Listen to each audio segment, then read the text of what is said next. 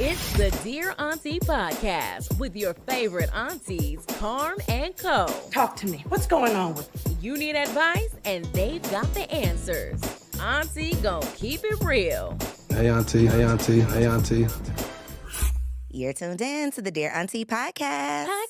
We are your favorite aunties. I'm Koe. And I'm Carm. And we are here to give you some real advice based on our real lives. Absolutely. Because it's not based on any type Nothing of else. theory, professional experience. We are not therapists, but we believe that the aunties in the community, they used to be, I don't know about today. We're trying to bring back the auntie energy. But back in the day, your aunties were giving you advice based on their lived experiences, the drama, the trauma, the lessons learned, so that hopefully you did not have to experience those same things. And so that's what our goal is here on Dear Auntie. But before we get into it, I know y'all missed us.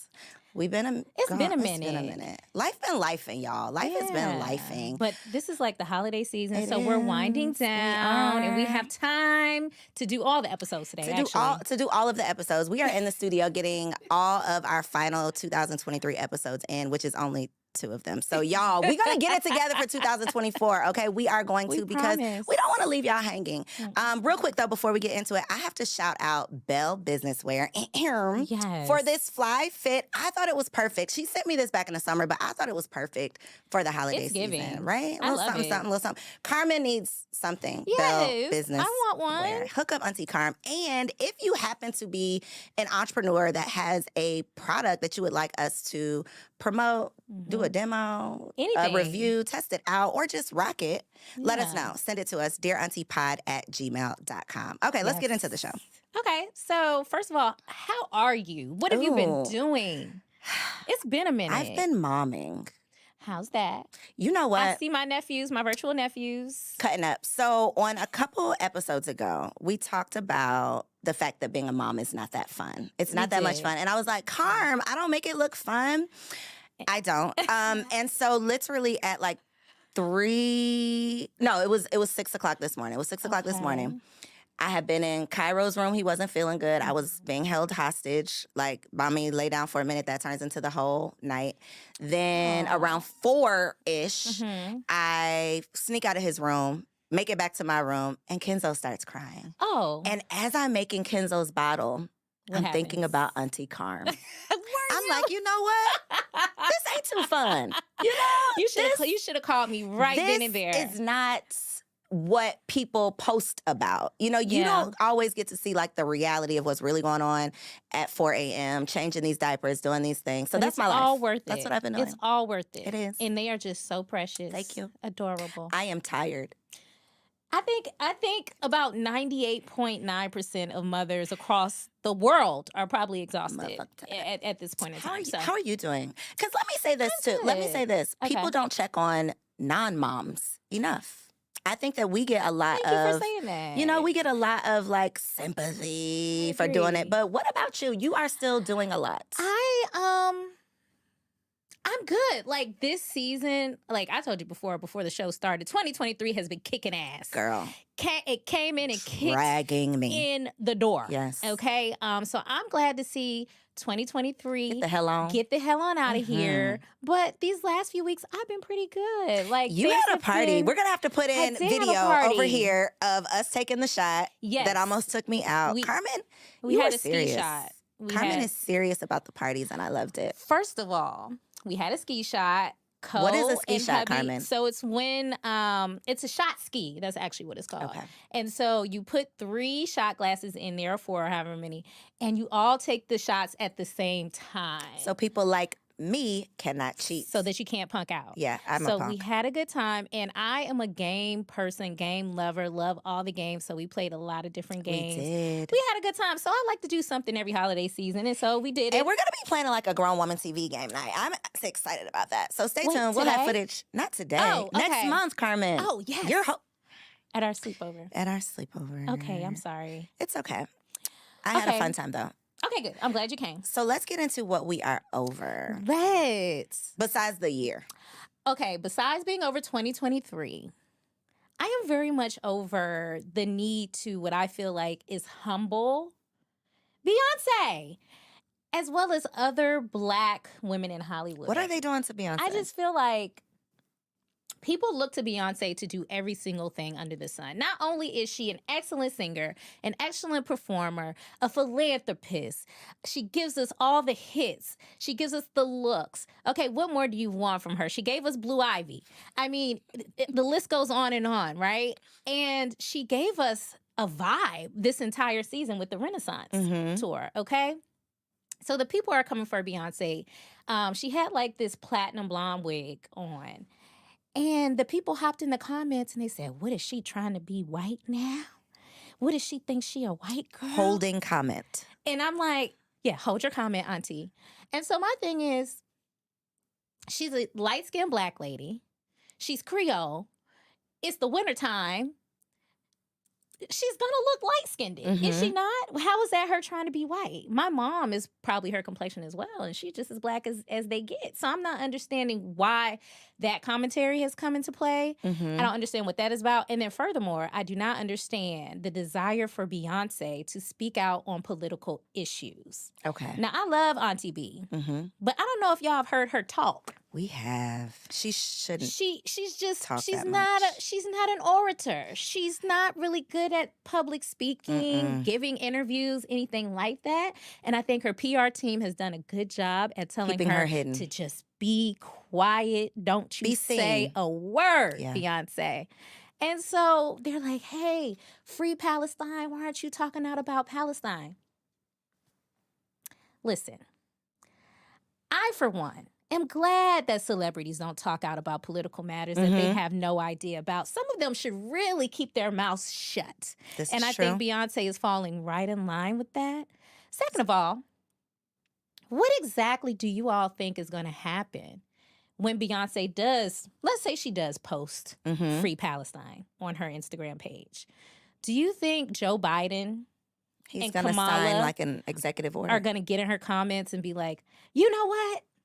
Beyonce, because Beyonce spoke out on it. Now, this century-long war that's been happening in the Middle East is now we're gonna put it to an end because Beyonce, Has spoken.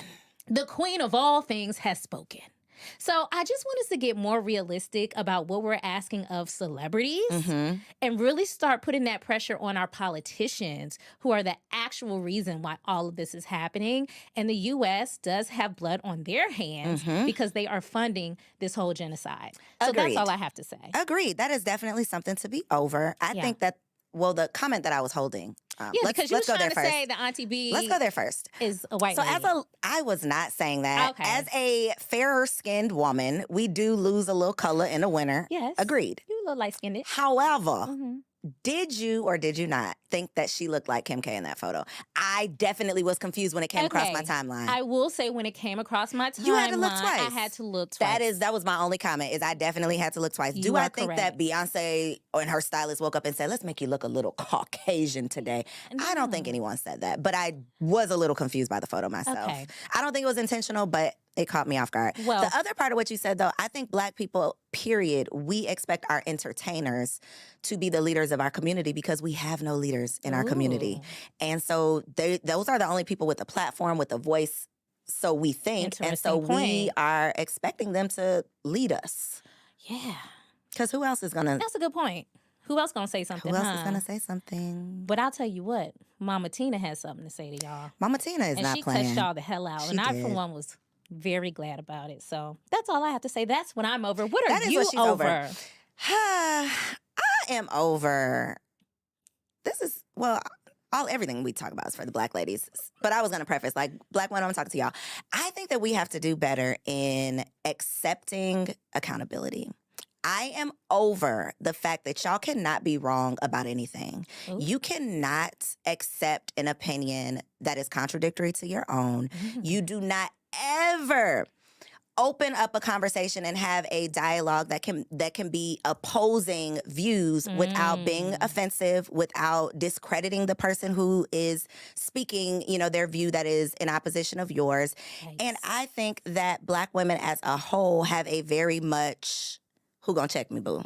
Oh, this is specific to Black This women. is Black women. This is Black women. Because Okay. y'all know that I host multiple podcasts, right? And so You do. we don't talk a lot about relationships here, but the relationship conversation gets spicy. Does It is yes, it's triggering for a lot of people. If you make any comments about anything that could trigger a specific person, they are quick to run to the comments and discredit anything. I got you.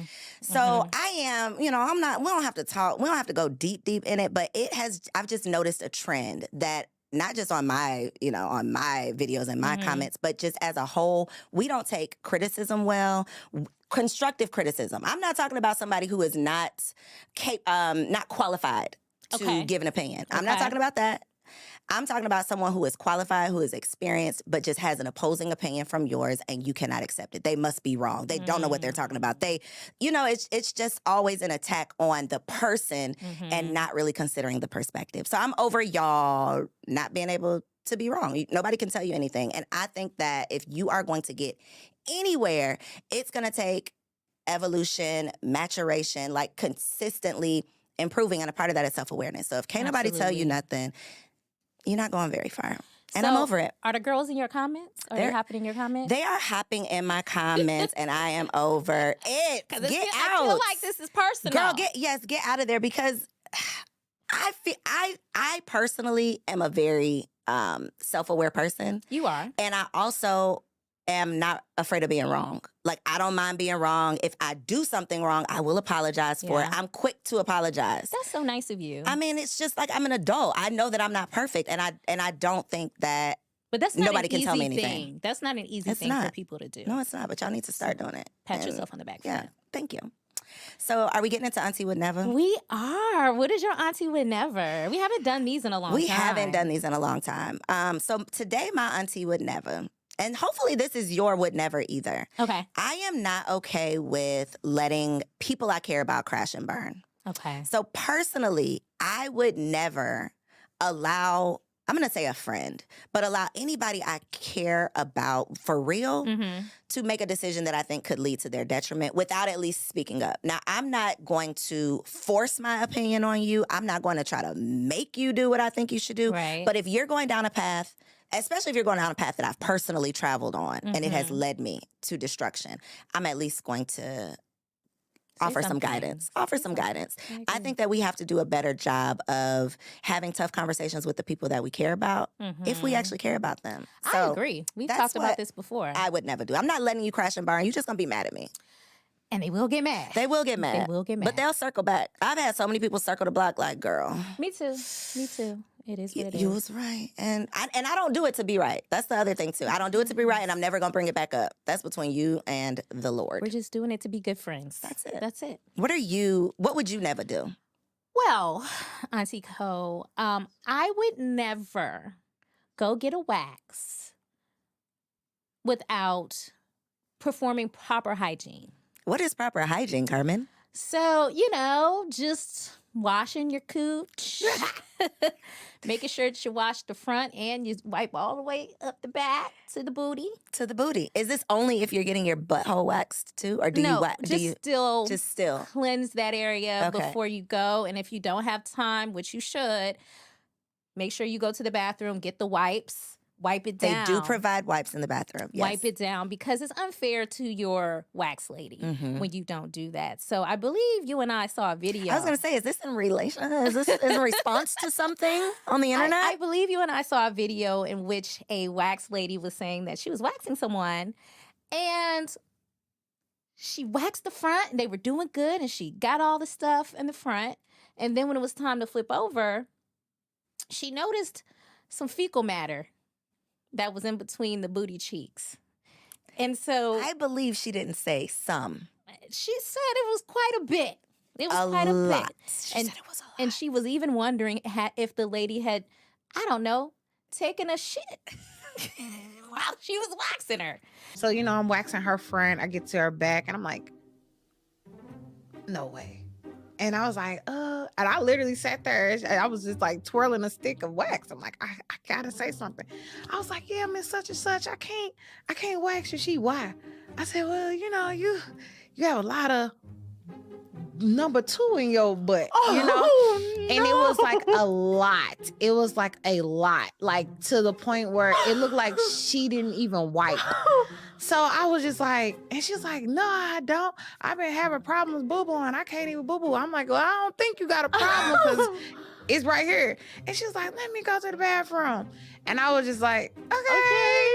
And so I'm like, hey, how do we get, first of all, wax lady, did your nose not sniff something out prior to the flip over? Not prior to. And then, Okay. second of all, ma'am, that's getting your wax, did you not feel the fecal matter compacted into between your cheeks? Something was wrong with the lady, right? It had to be. It had to be because you didn't smell it, you didn't feel it, you didn't notice it, and you brought your ass in here and took your panties off. But when I went into the comments, I was shocked and appalled to learn that this is a common occurrence on the wax Girl, I did not table. read the comments. Yeah, so there was wax ladies in there telling their truth.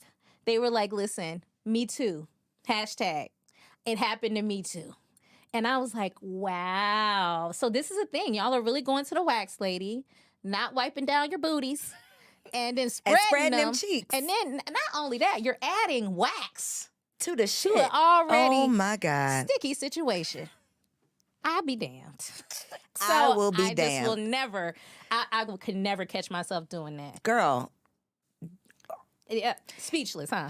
I am speechless only because now I am really thinking about if this is a common thing. It's common, apparently. Toilet tissue. So things like that I could understand, Yeah, but but I just got could a little see. stuck, Yeah, a you little got a bit. little But a little still. residue. But like actual like I'm changing my child's diaper. You know, like that, I can't imagine how that could happen. Like Seriously. corn, some corn stuff. Stop it. Okay. Okay, Let's sorry. get into these hot topics. That was pretty hot and nasty. Let's Hot get into and some stanky. some hot stanky topics. Okay. Speaking of hot and stanky, Hot mess. Jonathan Majors. What the hell? What is going on? We were rooting for you. I wasn't really rooting for him. You weren't? Well, I was rooting for him in life. You weren't rooting for him in life? You know what? When you decide to get the white woman, tell the white woman to root for you in your life. Aunty Co don't have nothing for you, black man. Go on back. Go on black. No, babe. Nope. So, this gentleman has been found guilty of assault and a battery, I believe, on his ex-girlfriend. Ruined his career. Ruined his career because he was at the height of his career. Yep. He was getting Marvel money. Like, think about that. Think about the handful of black men that have been able to do that. So I was rooting for him. I thought he was a good guy. It turns out he got himself into this sticky situation. Some tapes surfaced of him giving his white girlfriend a lecture at the time and saying, hey, I'm a very important man. And I need you to stand up like Coretta Scott King. Like who? You heard me. Coretta Scott King. A black woman? And Michelle Obama, First Lady. Our forever FLOTUS. Gotcha. And so when I heard the tape, I was like, something ain't right with this brother. Because you're talking to a white lady. So why would a white lady be standing up like Coretta Scott King and Michelle? I don't get it. So if that's my point is, if that's what you were looking for, my brother, why didn't you go get that? Oh, he did, Megan Good. Because what is happening? You mean the beard? I don't know what I mean. Because Because my I thing don't know is- what's going on. Because that whole situation is looking funny in the light to me. How all of a sudden, now that you're in trouble, now want a you black done woman to found save you you. a black woman. And this is what I'm talking about. Black women being the mammies of the world. We are the saviors. We are the saviors of the world. And enough is enough. We have to stop doing that. We are not people's- Olivia Pope in real We're life. not Olivia Pope. We are not your emotional support people. Yes, we are. So I'm a little disappointed that that's how that went down. What do you think Megan Good is thinking? Because obviously, the first thing I thought was publicity stunt. Like, she's going to get something from this, he's going to get something, but she's just looking bad to me. I don't know what she's It doesn't gaining look good. from It this. doesn't look good. I don't understand what she's getting out of this whole scenario. I don't know if she was getting a check. I was going to say, is it worth it? But I know we're going to talk about this later, but apparently the Hollywood girlies are not really making coins like we thought. So maybe Apparently. she does need the check. Apparently, and she does a lot of those independent films. She hasn't really been in anything that's Major. major as of recently. late. Yeah, that's true. So anyway, I just had to talk on that because that was very, very interesting. So can I wrap it up in a little yes, lesson? please. Get a black woman. Right? I haven't seen a black woman chasing any men down in the street, pressing. I have not seen it. Not to say that doesn't also do us a disservice because we don't often speak up for ourselves and stand up right away. So that's not, the best thing. But we don't often throw our men under the bus publicly. Look at Tiger Woods. Y'all ain't learned y'all lesson? When you decide to go on down and get you a white girl, stay. What happens when black men get to Hollywood? Is it like they think that they have surpassed the black do woman? they give you like a ticket that Yes. is like, this Here, is your ticket here's your stamp to get into to the white train? Yes. Okay. Yeah. All right. They got that ticket stamped. Now you stay your ass. It's a one-way ticket. It is a one-way ticket. That's for so sure. stay on over there. Okay. On a previous episode, we talked about plane etiquette. Okay. And I was sick of y'all hitting people in the back of their heads with your backpacks, standing in the aisle, acting a fool, talking on speakerphone. But I think this one takes the cake. Does it? Bobby Storm, a 36-year-old gospel singer, she has been notoriously going from plane to plane and holding people hostage, singing her songs on the plane while people were sitting on the runway. So these people can't fend for themselves at this point. They're stuck. What do you mean? She's sitting in her seat. She's sitting in her seat, practicing and then her she song? stands up and she says, "Hello, everybody. If you guys don't mind, I'm going to sing you a song." And everybody's kind of like, okay, I guess, because we're stuck. We can't really move. What's we the can't flight crew escape. saying? So finally, an old black man, who I was so glad he was on this flight, an old gay black man came up to her and said, "We don't want to hear it." We don't want to hear it. He was like, "Well, I have a right to say." He was like, "No, ma'am. Would you like to get off the plane?" Is this a flight? Is it a flight? Okay. Would you like to get off the plane?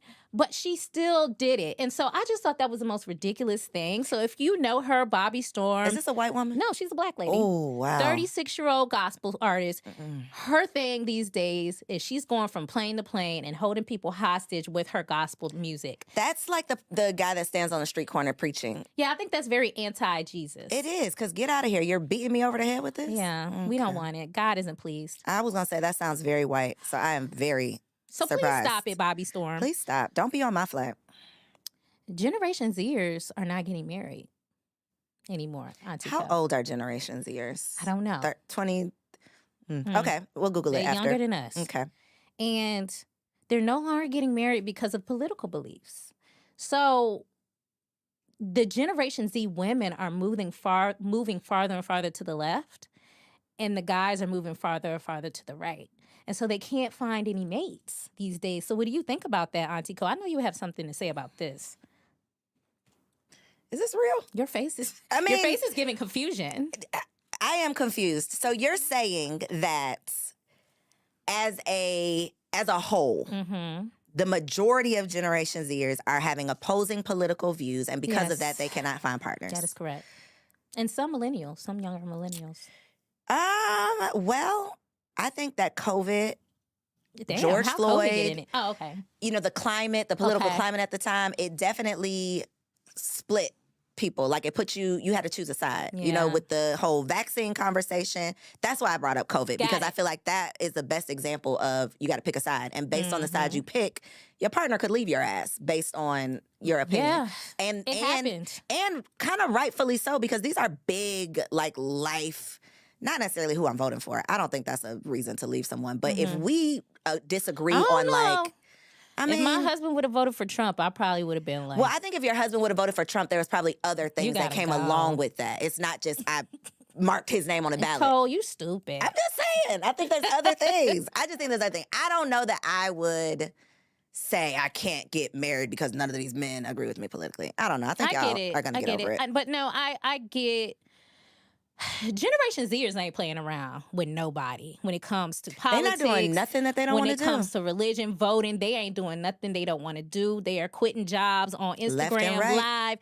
They do not give a damn about what we talking about. So what do you think about this? What do you think? Do you think they're wrong, or you can see why they would be like that? I actually can see, because there are a lot of things, like you said, political views that impact your life. On a daily basis. On a daily basis, whether it's religion, whether it's abortion rights, whether it's whatever the case may be, a lot of these things really do impact your life daily. So, all right, Generation Zers, I think they are going to fade out.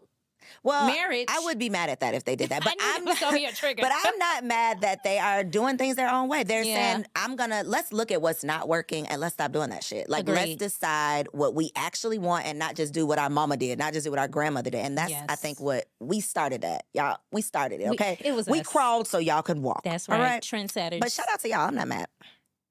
Taraji. Now, my girl, I really do like Taraji. I love her. And I have been noticing. She's a Howard alum, right? She is a Howard alum. DC, she's from DC. I'm from DMV area. So, I really, really ride for Taraji. I think she's good people, right? But on these red carpets lately, she has been looking so upset. Has she? And I don't know. Okay, I didn't think this is where you were going with this. I haven't seen her on a red carpet. Yeah, her eyes have been kind of glossed over. She just looks like she's not herself. And I started to notice that while she was doing the Color Purple press run. Okay. But I thought maybe I was looking too much into it. But in a couple of recent interviews that she's been doing, she's been talking about how sad she is and thinking about quitting being an actress because she's not being paid her worth. So she said she was thinking about walking away from the Color Purple, not even doing that. Now, we know who's behind Color Purple. Aunty O. Aunty O. Mm-hmm. So the girls are upset with Aunty O at this point because they're saying, you're a billionaire. Why are the girls scrambling for coins to do the Color Purple? It's such a classic. Now, here's what I'll say.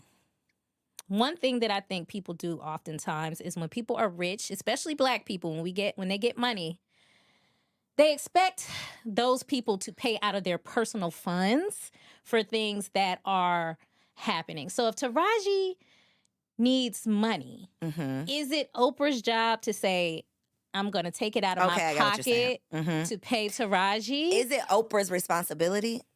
Is that what you're asking?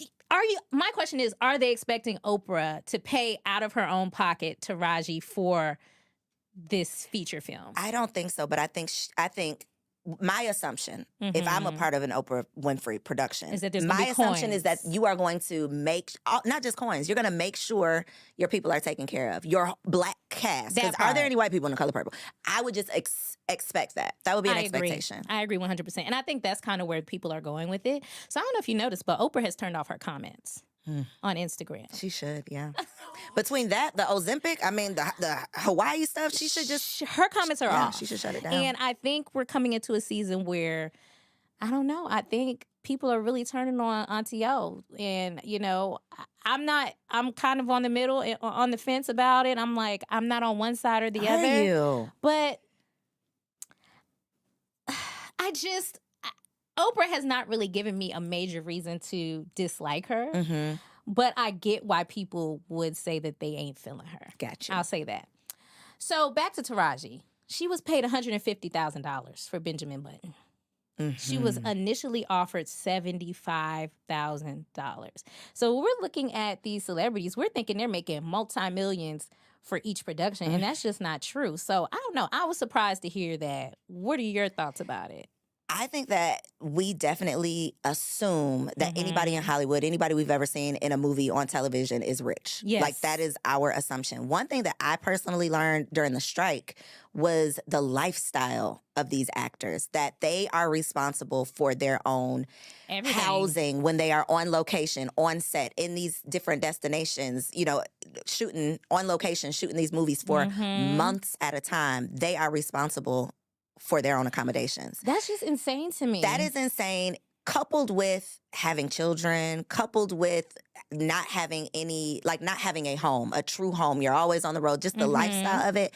I don't think it's as glamorous as we probably assume. And now to find out that they ain't making no money. No money. And not even that they're not making money, they are like actually getting played. Like Hollywood is like playing in their face. Because we talked about Terrence Howard and Hustle and Flow getting $12,000 for this movie that went, like platinum, triple platinum. So to find out that everybody's getting played, it's insane to me. That there's not that much difference between the way that we feel, like our jobs play us. They are. But I don't even know if it's everybody. Thing. I think the point is that it's predominantly Black actors and then specifically Black female actors, actresses. So I think that's the major takeaway for that. So I'm praying for Taraji. I hope she pulls through. I hope her mental health, I hope she's doing well, or gets into a place where she's doing well mentally and emotionally. But beyond that, I hope they run her check.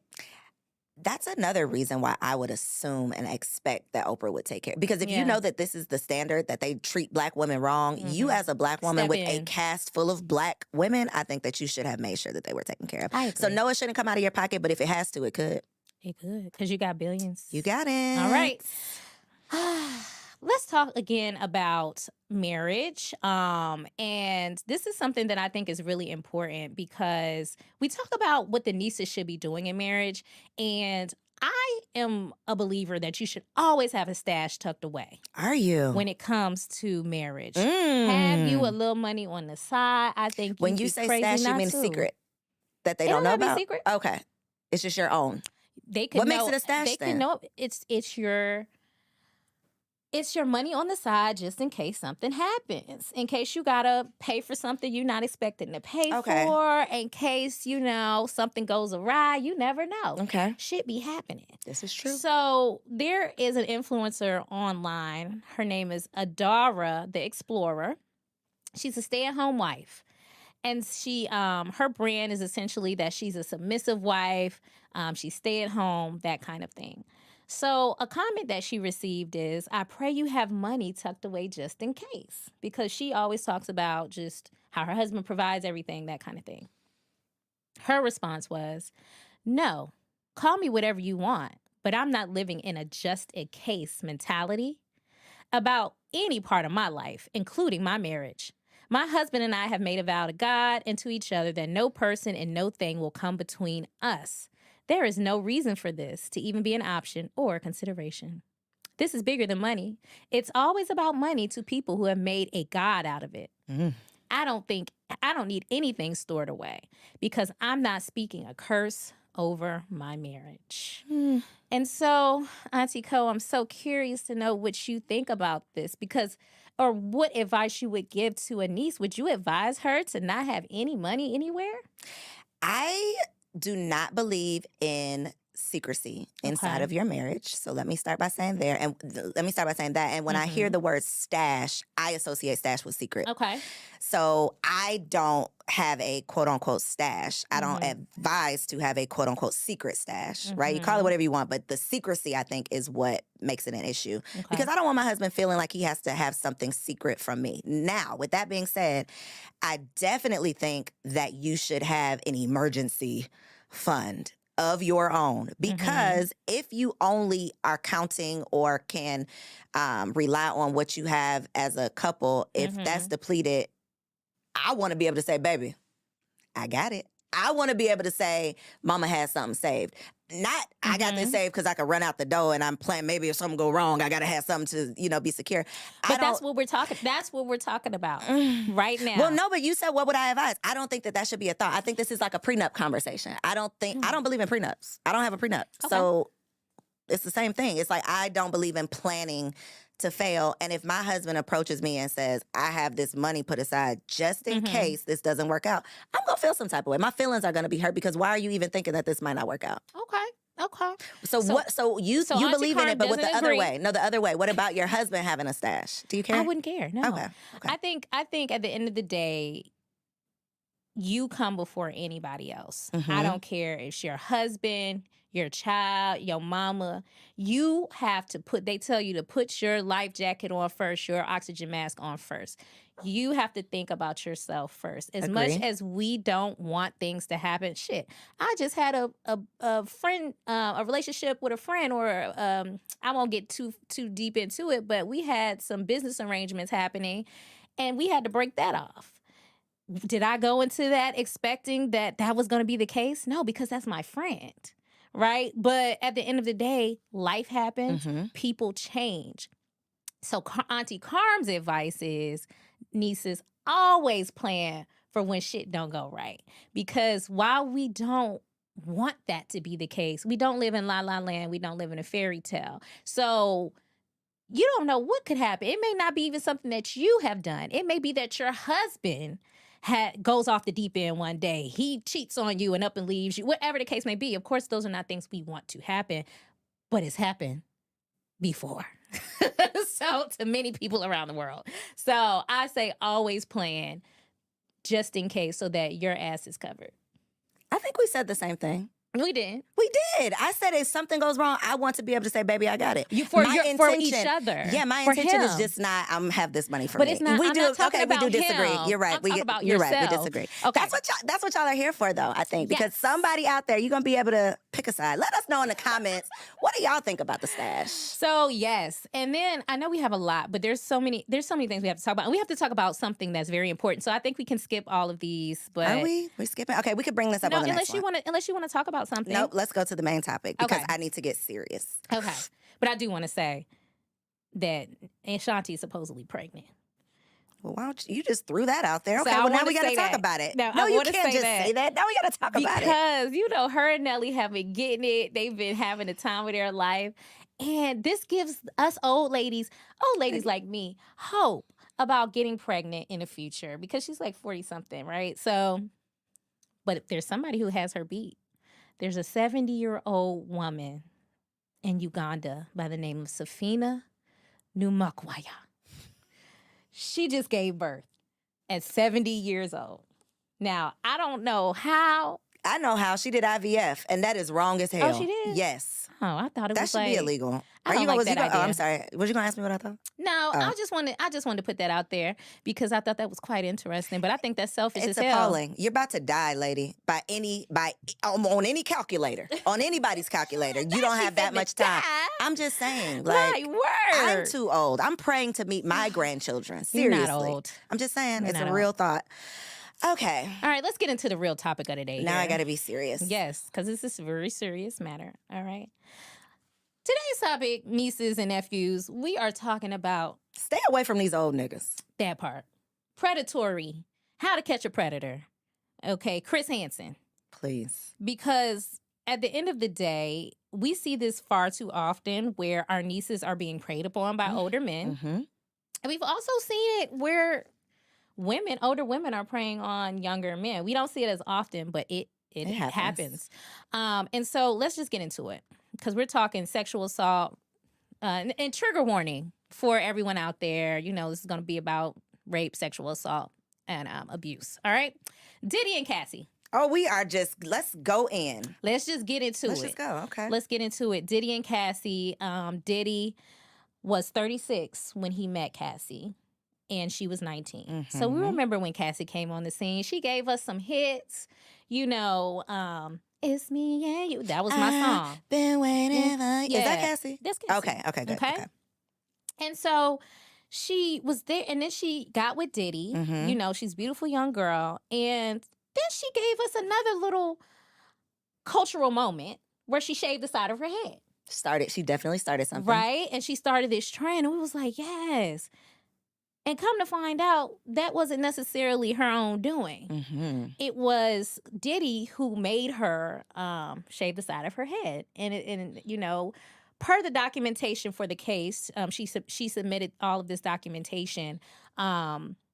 She also said that he made her get breast implants. And then take them out Take them out immediately after because he didn't like them. He made her have sex with random men that they would find on the internet. That kind of thing. Had all of her medical records. That was probably the most mind-blowing part because that's deep. That's like Yeah, just doing Lifetime movie deep. real weird stuff. And so the rumors have been out there about Diddy for a long time in the industry, right? Me personally, I didn't really want to believe it because I loved Diddy at the time. Which rumors are we talking about? So I'm talking about all of the rumors about him being, on the down low, about him being a freak, about him being an abusive person. See, I didn't know about the abusive part. I knew the down low. That to me was the Diddy rumor, like the down low rumor. Well, Kim Porter, it had came out when she died. That's when the rumors started swirling around. Gotcha. And then, but he'd always been known to be violent. He would have been known to hit people over the head with champagne bottles, threaten people. Like that was just his thing, right? And so now we're in a space where people are coming out that knew Diddy. We're also corroborating Cassie's claims. And so I'm saying all of that to say, a lot of times, nieces, when men come to you with lots of money and opportunity, and that's kind of what they're leading with, and they're a lot older than you, that's an immediate red flag. And we're going to get into some more red flags later on, but I really feel like that's what happened with Diddy and Cassie. So I'm going to pause there. What are your thoughts on when you initially heard this information? I was not surprised at all. Okay. I actually was surprised. Carmen, you are always surprised by the things. I I be sending Carmen so much stuff, and she be like, "No, I don't want to Put my wig believe it." down. I'm like, "Girl, it is damn true." Okay, Gosh. whatever they say he did it. That's my thought. I Wow. think that between J-Lo, Shine, Biggie, Tupac, You're right. I'll be sure. Like everybody around him dies. The signs were Or there. the signs are definitely there. I am surprised that it has been this long, like that he got away with it for so long. But I think because it is just norm in the industry, nobody was going to speak up about it. Yeah. So I am super proud that Cassie spoke up because she literally opened up the door for Yes. other people to come behind her who had also been victimized. So brave. And what tends to happen when people come out with stories like this is people try to blame it on, they want money or they want this. Here's my thing. If money is the way that I'm going to be made whole because I don't want to go to a trial and I don't want to take this to court and I don't want to go through the discovery phase and I don't want to be re-traumatized by having to sit in a courtroom, if you're a billionaire and I say that I want $30 million so that I can feel whole, then so be it. Money is a part of the process. Money is a part of the process. That's all that she could get. This was a civil case. Exactly. It wasn't a criminal trial. And the thing that I think that people are not taking into consideration is the potential that he took away from her. She could have made way more than $30 million as an artist on her own if he would have let her flourish. But he stopped her shine. Yeah, he wasn't holding her hostage. Yeah, he does all of his artists. Oof. So $30 million is chump change, especially because I can't get my life back. I can't get these years back. I am traumatized. Like, luckily she's married and has these children now, but that could have literally ruined the rest of her life. So exactly. a couple dollars, please. Yeah. Pay it up. Agreed. And so when we talk about this rape culture that exists not only in society at large, but especially within Hollywood, when we look at the R. Kellys, The Aaron Halls, when the news broke about R. Kelly, I mean, getting people to believe that story was like pulling teeth. The people did not want to stop stepping in the name of love for 5 minutes so that we could say, hey, he's peeing on little girls. You know what I mean? Like, what on what planet do we value stepping in the name of love over protecting young Black girls? America. I'm bothered by it. We don't value anything but money and entertainment. And we put celebrities on these pedestals that they can do no wrong. Oh my God, not R. Kelly. He wouldn't do that, as if you know this man. And it's like the same R. Kelly that married Aaliyah when she was 16. That R. Kelly? Like, are you kidding? But I think, again, it's being slow. It's coming out, trickling out because it's happening it's such a part of their. So I have a auntie who I've adopted that worked in the entertainment industry 20 plus years. So I asked her, What be going on? What was you thinking when this news came out? I just said that because I didn't want to guide her into giving me an answer. I really just wanted to know what she thought. And her honest thought was, She said my first thought was, I'm surprised it took this long. Who?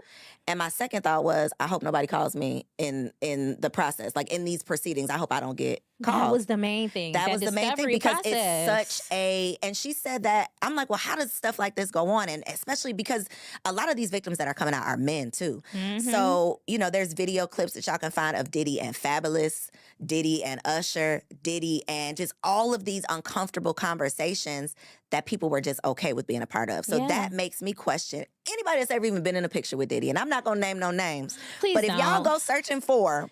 Because I don't feel like arguing with you today. Don't argue. We're not going to argue today. But I just feel like me as a person, his reputation precedes him. Especially if you're in that industry. So you know who Diddy is. We might not know who Diddy is, but the people in the industry know who Diddy is. So why are you hanging out with him? Why are you doing business with him? Why are you taking pictures with him? Why are you at his parties? If you're there, I feel like you know what's going on. You didn't even get an invitation if you were not okay with this. Okay. So you're guilty too. All of y'all are guilty. Everybody guilty, if you ask me. Mm-hmm. And one of the things that people like to say is, well, he has money. He doesn't need to do these things. He doesn't need to rape. He's Diddy. He doesn't need... Listen, and I want to make this very clear. Rape, sexual assault, abuse is not about the need to do it. Facts. It's not about the need to get vagina. He's it's Diddy. really power. It's just power. Everywhere. He can get vagina. It probably hit him in the back of his head if he walked down the street. It's not about vagina. It's about control. It's about controlling the victim.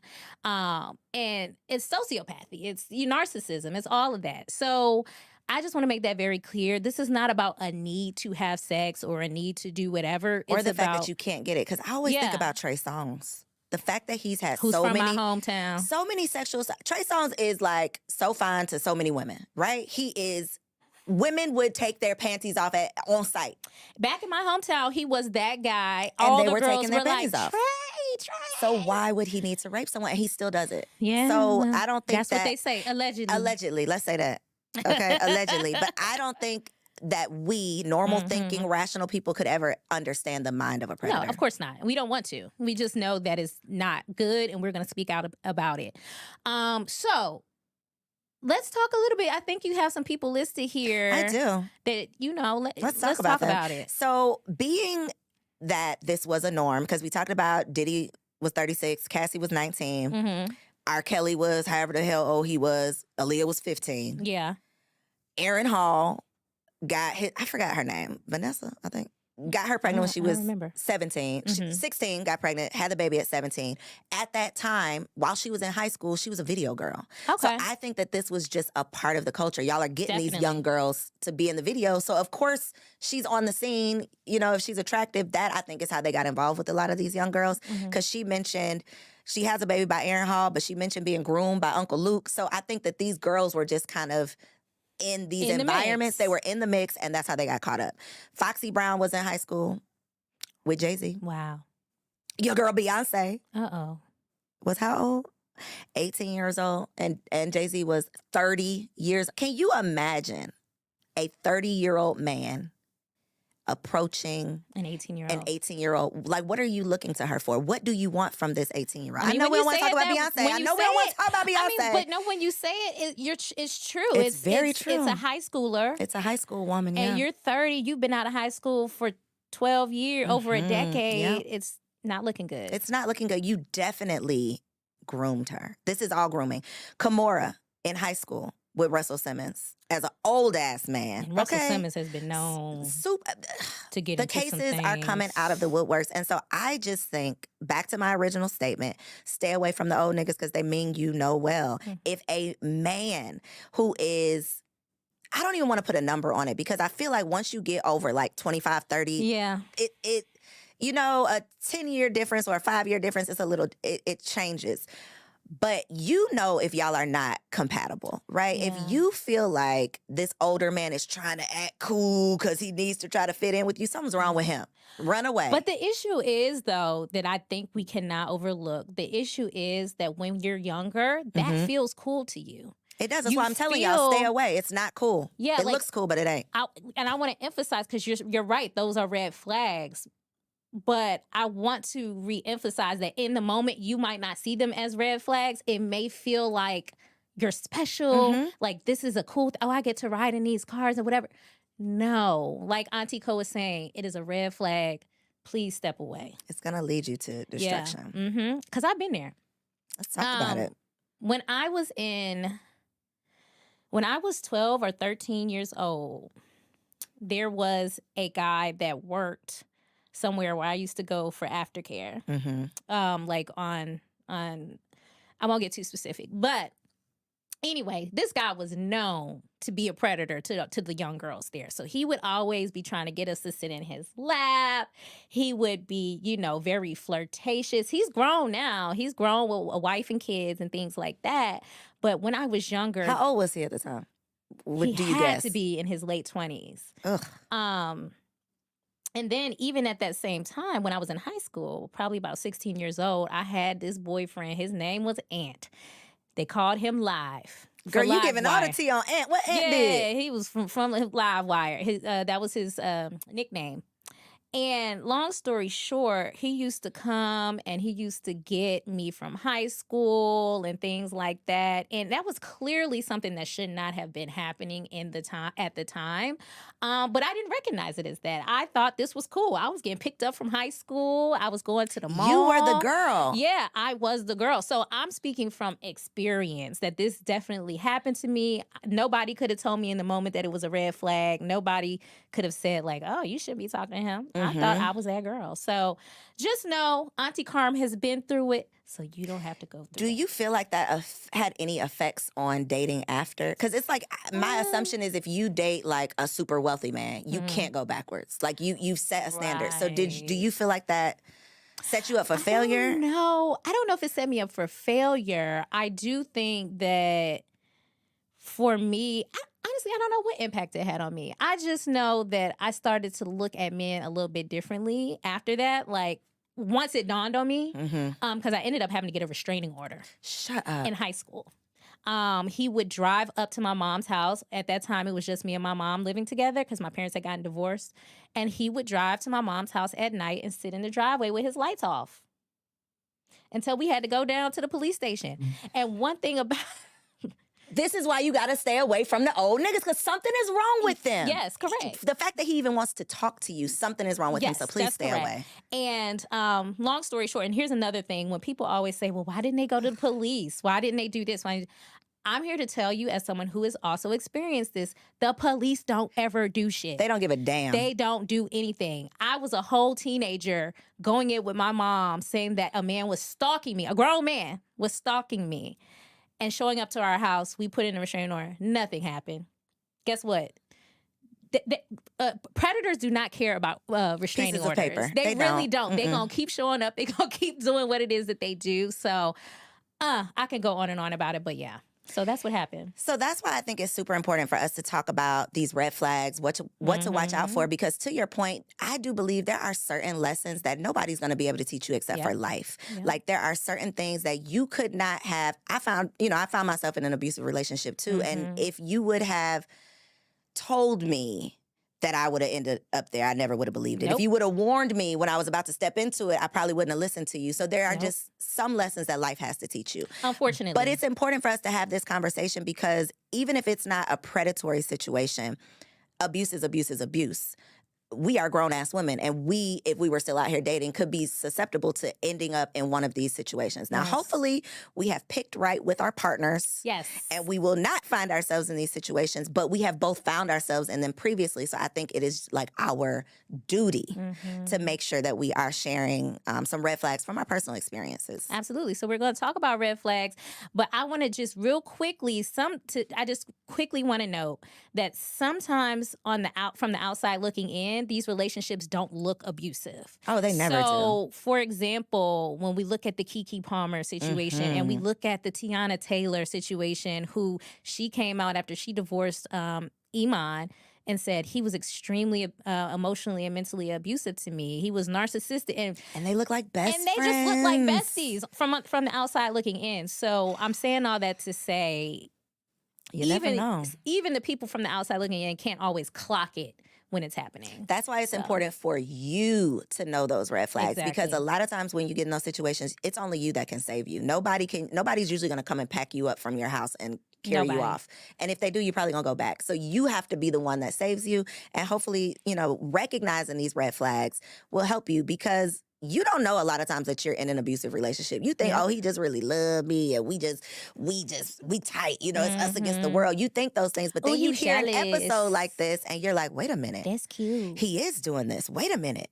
I have experienced that. And then you can start putting the pieces together because a lot of times we only think abuse is me knocking you upside the head and that is not the case. We have a clip, and I guess we'll insert it here, where the young girls are talking about the things that they love. Get it together, about nieces. Abusive relationships. Yes, so let's play that clip. It's sad. The toxic that you like. I like a nigga who, if I say leave me alone, he don't leave me alone. He might do at my door.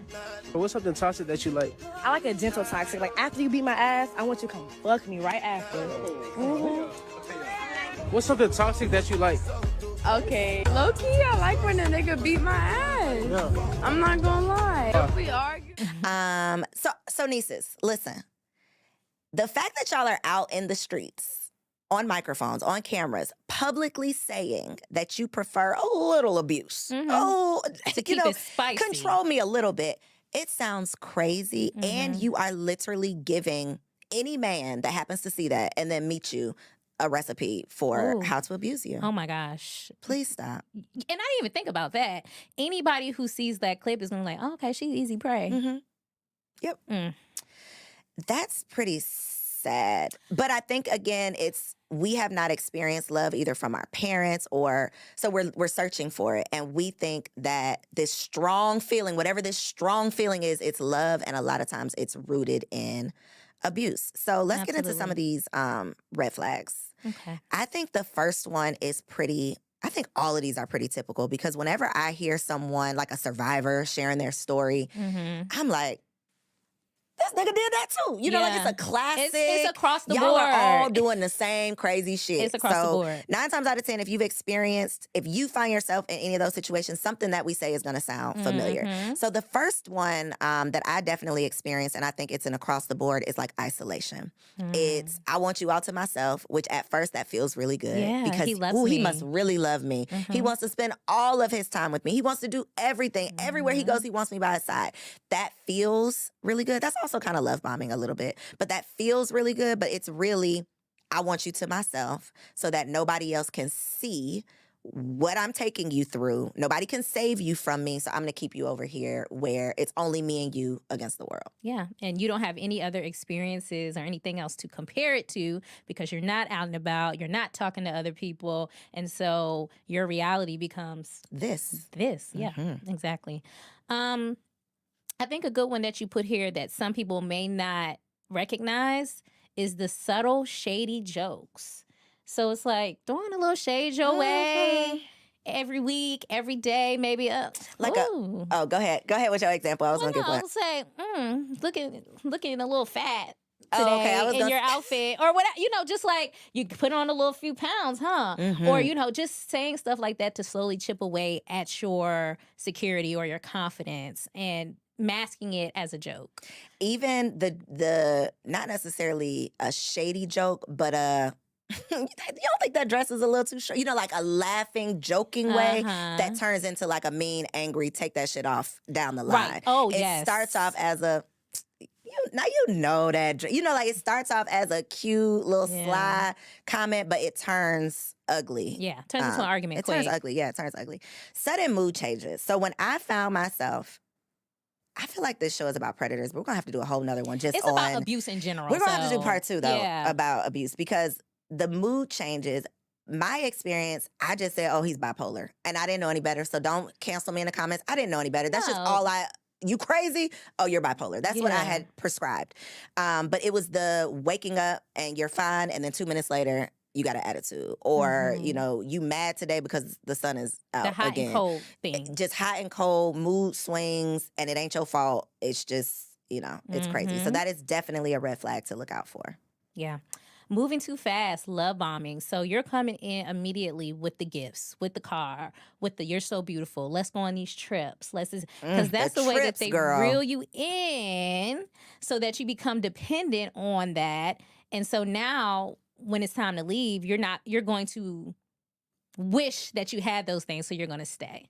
I think when you said that, because we talk about the gifts, I think the trips are more dangerous, because the trips are experiences. The trips are things that only you two have experienced together, and that strengthens any relationship. If me and you go somewhere and we get into some shit, good or bad, we now have that in common, right? That's true. So if we have these trips, that to me is like, and usually on vacation, not all the time, but there's some like fun, right? You're having a good time on vacation. Now with abusive people, it's not always gonna be good. No, because they make the fun moments awful. But you're still gonna hold on to that little bit, that sprinkle of fun that you had. So I think the experiences, the trips are a little bit more dangerous, because even if you walk away, you can usually keep the gifts. But those trips, the memories of you holding on to what you wish it was gonna be, I think that's pretty dangerous. So I think that the moral of the story is, whenever we are having these conversations, it's super important to not victim blame. Yes. And I want to also speak to the friend of the woman in these situations, because to your point, you can't always see it, but I think you see something. You do. So you might not see him knocking the girl out, but you notice some changes. You notice that she's not coming around as much. She's not picking up the phone or in communication as much. Her energy has changed. She's her not mood, like herself. She's not like herself. Yeah. The same way you said that you noticed a visible change in Taraji, someone you don't even know in real life. If you know this person in real life, you should be noticing something. I'm not expecting you to save, that it's your responsibility, but you should definitely notice something. And I think just, again, going back to my auntie would never, being willing to put yourself in an uncomfortable position to potentially save a life. Absolutely. I mean, I couldn't have said it any better. I think in these instances, community is key. It's so important, because a lot of times, like you said, the victim becomes isolated. So they do begin to feel like there's nobody that they can turn to. So I think making it clear to your friend that you are a safe space, you are someone that they can talk to if anything is happening in their lives, I think is going to, like you said, potentially save a life. And I feel like just right now, all of y'all watching this, you should just text your homegirls, like hit the group chat and just be like, girl, if I ever look like I'm getting my ass beat, please say something about it. Say it now, because it's a joke. So that if it ever actually happens, y'all had already talked about this. We've already had this agreement that if I notice something, I'm going to say something. Like, just go ahead and send that message now so that you already have your safe person, right? You're my safe word, basically. If you start noticing anything ever, you have permission to say something to me. Yeah, that's good. Whew. Okay, can we get into some Dear Aunties? Okay, we still gonna do it. Okay, yes. We gotta do it, Dear Let's Auntie. do some Dear Aunties. We only have 2 today, and they are anonymous, so I'm assuming y'all telling y'all business. Okay, let's see. Dear Auntie, I just graduated. Do you see yours? I don't, but that's okay. I can listen. Okay, it's under here. Oh. Dear Auntie, I just graduated college and I work in the hospitality industry and I make a little less than $50,000. When I took the job, it seemed like a lot of money, but it is not. I find myself so frustrated because I'm broke as hell after I pay my bills. Should I go back to school? Try to find another job? Get a side hustle? Help, aunties. No, you should not go back to school. Let's start there. Okay. I almost said F no. Absolutely. Take it from someone who went back to school, got $100,000, $89,000 in student loan debt, and got like a $400 raise on my paycheck. Literally. These people do not care the about math these is not mathing. degrees. They don't care that you're not going to be able to afford it. They don't care that your salary does not support the debt. None of that matters. So the first part, no, do not go back to school unless you're going back to school to be a doctor. Okay? Don't go back. Try to find another job. All of the other things. I think that you should absolutely explore all of your options. I think as a college student, we all thought that number, whatever that number was, we all thought, ooh, that's more than we getting right now. It's going to be so much. We went out and got the cars with all of the things, accumulated all of this debt, and now we have like pennies left over. And that's stressful as hell. So I think you should do literally all of it. find another job, look for a side hustle, drive Uber, do DoorDash. I'm not above any of it. If the bills Me have to be neither. paid, you got to pay those bills. Got to. What I you, agree. What you say, Auntie I don't Carm? have anything else to say. I agree with the whole idea of not going back to school to get, anything else. Oh, you just went back to school. Was that did. triggering? No, because when I went back to school, it was paid for. Okay.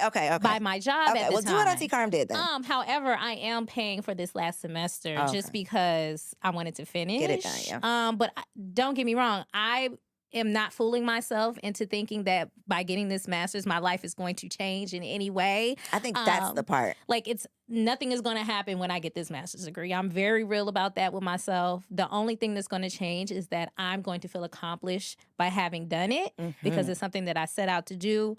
I had to drop out when my father passed away, and I feel like this is just symbolic for me. But it's not going to change my life in any way. It's good that you know that. I think that is the part, though. It's when I expected that I don't know how much money I thought I was going to make. But, girl, $400 more, that was not it. Because that's what they sell you. Yeah. They sell you that dream. And it's not a true. lie. It's a lie. Dear aunties, I'm a 23-year-old newlywed currently living in Chicago. My husband and I got married shortly after graduating college and moved in together. We attended school at FAMU, and I wanted to stay in Florida, but he got a really good job in Chicago, so we decided to make the move. Now that we're here, things are going okay, but I don't have a job. I don't really have any friends. I spend most of my time with his friends in his spaces and at our home. I'm starting to feel like his shadow. I'm wondering how I can maintain my individuality in my marriage, and I don't want to lose myself. No. That's tough. Well, you are young. You're very young. You're 23. So being married that early is tough in itself. So I definitely am sending you love on that note. But being in a new city is hard for anybody, no matter what age you are. I think one of the things that I would very much suggest is finding your own community. You are going to have to find your own community. You're going to have to step out of your box, out of your comfort zone, and find some hobbies, find some activities. There's something called the Black Girl Social Club. That part. Look that up. Find a chapter in your area. Make sure that you're connecting with other women. But I think that's pretty much the extent of my advice. Make sure that you're forming your own community while you're there in Chicago and not living in his shadow, because that's not going to do anything but create resentment. Especially if you didn't want to go anyway. Yeah, exactly. It's going to be resentment. It's going to create arguments and things like that. And it's not going to be good for the rest of Not good for your marriage. For your marriage. I'm going to say, girl, stop playing. If you went to FAMU, there are so many FAMU alumni everywhere. Join an alumni association if you don't know any. That's good. And one thing, I literally was on Threads earlier today, actually, and saw someone talking about being new in a city and not finding community. And she said what has worked out for her is other transplants. Okay. So other people who are not from that city, find them, because they ain't got nobody either. That's true. So that would be my advice. But girl, you went to FAMU. Please stop playing with us. Yeah, they're everywhere, just like Howard and Lum. So, But yeah, I mean, that's all I got for that, Auntie Co. I feel like that was good. Sis has to just make her own community. She does, but definitely don't rely on your husband for everything. I think that is That's recipe for disaster. Yeah, wanting him to be our bestie. My husband is my bestie. Okay, We'll talk about another episode. Y'all, this is probably our longest episode so far. Oh my God, we made history. It was bomb.com. It was a necessary conversation. So Yes. I need for y'all to share this episode with a friend. If you enjoyed it, leave us a 5-star review over on Apple. If you didn't, log off and never come back. Okay, Yeah. just joking. Come back, That because next part. week will be even here. better. We might not be here next week, but we will be back. Yes. So, Always. Always. So thanks for listening. Thanks for tuning in. Bye.